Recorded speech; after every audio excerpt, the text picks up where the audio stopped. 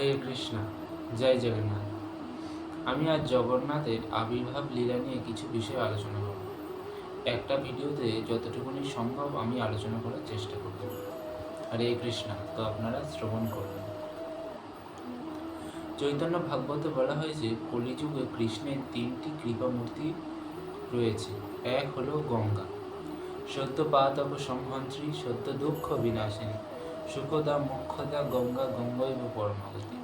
দ্বিতীয় নম্বরে আছে তুলসী দেবী, ওং বিন্দায় তুলসী দেব্যই প্রিয়ায় কেশবস্বতা, বিষ্ণু ভক্তি পদে দেবী সত্যপদই নমঃ। তৃতীয় নম্বরে আছে জগন্নাথ, তিনি অত্যন্ত কৃপার অবতার এই কলিযুগে।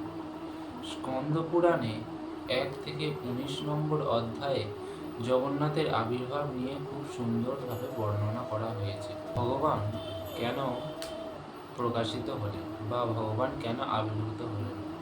পরিত্রাণায় সাধুনা বিনাশায় চ দুষ্কৃতম ধর্ম সংস্থাপনার্থায় সম্ভবামি যুগে যুগে। এবং আরেকটি কারণ হলো ভগবানের ভক্তরা তাকে ডাকে, অর্থাৎ ভগবানকে ডাকে, তাই জন্য ভগবান আবির্ভূত হলেন। তো স্কন্দ পুরাণে আরও বলা হয়েছে এই জড়জগৎ সৃষ্টির পর ব্রহ্মার চিন্তা এসে গেছে। কিসের চিন্তা? না, আমি তো এই ব্রহ্মাণ্ড সৃষ্টি করে দিলাম, এই জড়জগৎ সৃষ্টি করলাম, তো এইগুলো দেখবে কে? তখন ব্রহ্মা সেই চিন্তা নিয়ে ভগবান বিষ্ণুর কাছে গেলেন।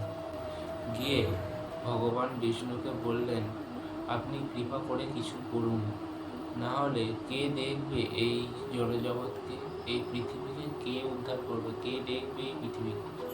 তখন ভগবান বিষ্ণু তদুত্তরে ব্রহ্মাকে বললেন, তুমি চিন্তা করো না, আমি আবির্ভূত হব উৎকল দেশে শ্রী নীলমাধব বেশে।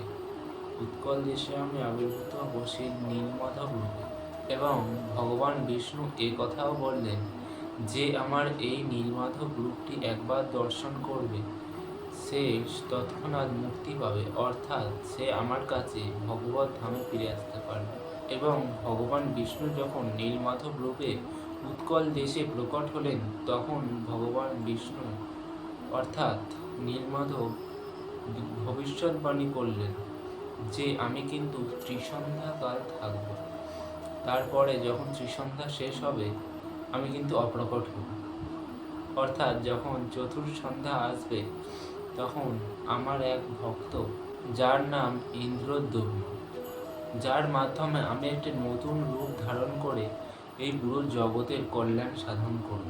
তো ভগবান যখন নীল মাধব রূপের প্রকট হলেন সবার ক্ষেত্রে, তখন তিনি বিশ্বা বসুর কাছ থেকে পূজা গ্রহণ করতে লাগলেন। ভগবান নিজে এসেছেন বলে সমস্ত দেবদেবতারাও ভগবানকে পুজো করতে এলেন ভগবান নীলমাধবের কাছে।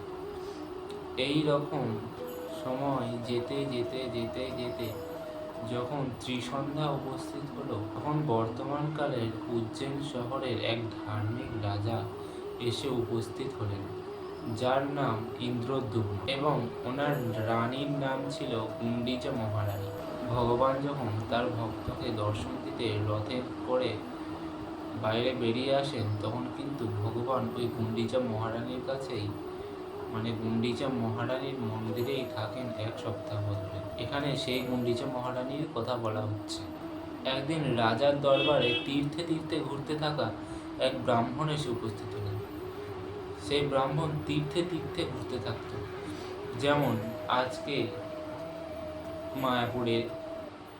মায়াপুরের যে জন্মাষ্টমী হোক বা রাধা অষ্টমী হোক, ওটা পালন করে উনি চলে যায় অযোধ্যা, সেখানে রামলালাকে দর্শন করে চলে যায় বৃন্দাবন।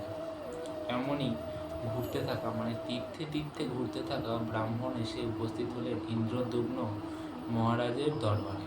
তখন ব্রাহ্মণ রাজাকে বললেন, ভগবান স্বয়ং আবির্ভূত হয়েছেন, ভগবান নীলমাধব রূপে আবির্ভূত হয়েছেন।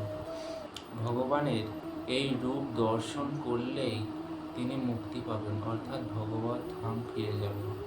শুধু দর্শন করতে হবে, এর জন্য কোনো মালা জপ করতে হবে না, কোনো সাধুসঙ্গ করতে হবে না, কোনো কিচ্ছু করতে হবে না, শুধু ভগবানকে দর্শন করলেই তিনি তৎক্ষণাৎ মুক্তি লাভ করবেন। এই শুনে রাজা খুব খুশি হলেন। তারপর থেকে সেই ব্রাহ্মণকে আর খুঁজে পাওয়া গেল না। তারপর রাজা তার সৈন্য সামন্তদের বললেন যে খোঁজ লাগাও, কোথায় সেই জায়গা যেখানে ভগবান নিজে আবির্ভূত হয়ে এসেছেন। রাজার যিনি হেড পূজারী ছিলেন তার একজন ভাই ছিল, তার নাম হলো বিদ্যা বসু। তিনি খুব বড়ই এক বৈষ্ণব। রাজা বিদ্যা বসুকে বললেন, তুমি যাও তো একটু খোঁজ লাগাও, কোথায় আছে ভগবান বিষ্ণুর এই বিগ্রহ, অর্থাৎ নীলমাধব। তখন বিদ্যা বসু খোঁজ লাগালেন চারিদিকে, পূর্ব পশ্চিম উত্তর দক্ষিণ দিকে। বিদ্যা বসু তার চর পাঠালেন যে খুঁজে দেখো তো কোথায় ভগবান বিষ্ণুর এই বিগ্রহটি আছে।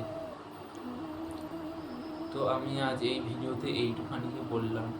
তো এর পরে বিদ্যা বসু কি ভগবানের ওই বিগ্রহকে খুঁজে পাবে, তা দেখার জন্য পরবর্তী ভিডিওটি অবশ্যই দেখবেন।